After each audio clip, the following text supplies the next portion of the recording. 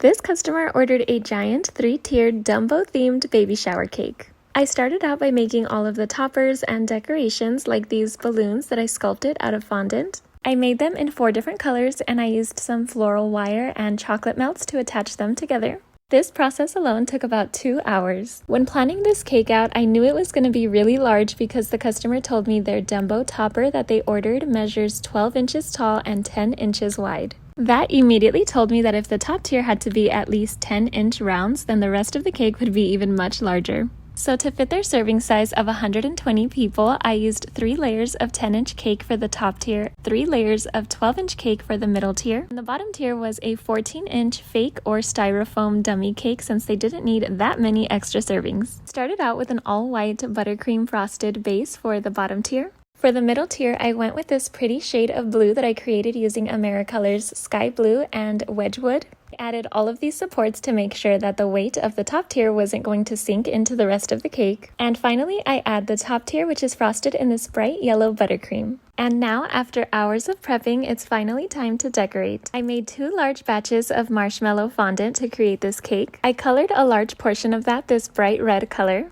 Then I measured and pre-cut all of these red strips and placed them onto the bottom tier in a striped pattern. I wanted this bottom tier to look like a circus tent, so I rolled out a little bit of black fondant and created this little half diamond shape. I rolled out some red fondant and folded those pieces over to create this open curtain look. Moving on to the middle tier, I tried something for the first time. I used ChatGPT to help me create this word baby in a circus font using the exact shade of yellow and red that I wanted. And it did not disappoint. I used my edible printer to print and I cut out each letter before placing over fondant. Then I carefully placed those letters onto a larger piece of red fondant going across that middle tier. And moving on to the top tier, I measured and pre-cut these large red triangle fondant pieces. I placed them one by one going along the bottom of that top tier. And it was about this moment where I realized just how big this cake was. Each one of those triangles was just about as long as my hand, but it just made me more excited to see the final look. Now that pretty much the base of each tier is decorated, I go back in with the rest of the details. I create these draped pieces of blue fondant to give it more of that circus tent look.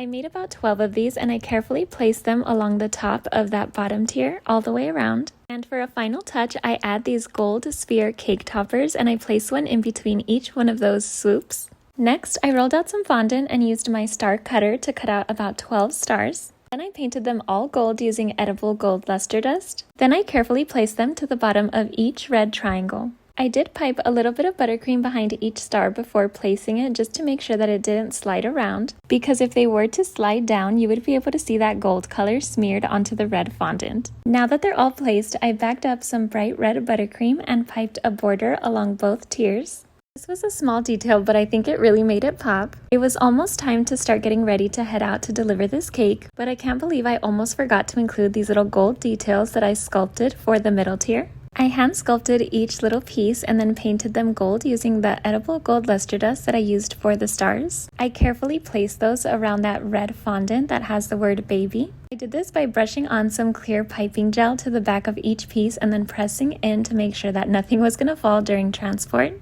I thought the bottom tier was my favorite, but this detail immediately changed my mind and now the middle tier is my favorite part. Now I box up the cake and load everything up, including those sculpted balloons for delivery. I didn't want to include those just yet since the delivery was pretty far. It was in Mesa, which is about 45 minutes away. And let me just say how incredibly heavy this cake was. Definitely needed 2 people to load and unload. But we finally made it. Everything stayed perfectly intact. Now I can place that Dumbo topper that the customer provided. It's absolutely gorgeous. It also weighed about 12 pounds. So I made sure to take extra supports that I placed into the top tier. And now I can finally add all of my sculpted balloons. Here's what the cake looked like after everything was placed. It is now one of my new favorites. I loved their entire setup and I had so much fun creating their cake. I hope you guys like this one.